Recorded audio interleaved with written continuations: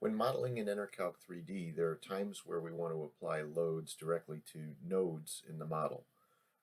The process is really simple. What we can do is just select the nodes that we want the loads to apply to, and then here on the Create tab, we can come over to Draw Loads, and then down to Nodal Loads.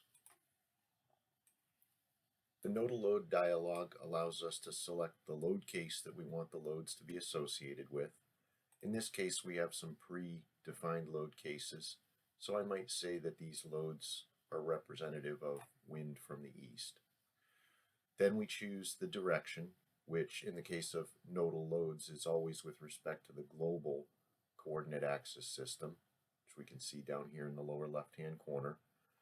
So we might apply these in the Z direction, and if we want them to be into the screen, I can use a negative value and let's say 4 kips.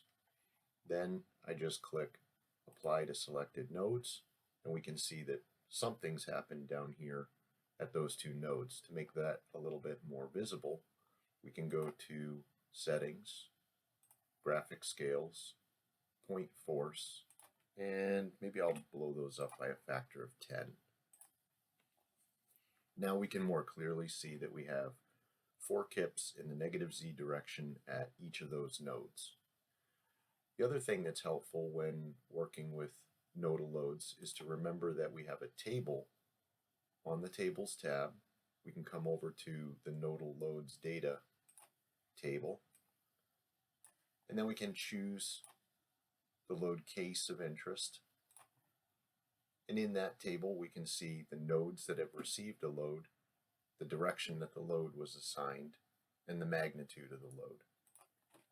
Now the table is live, so if we wanted to, we could make an edit, register that data, and then say OK. And now we can see that we've made a change to the nodal load at that close column, and it's 14 kips instead of 4.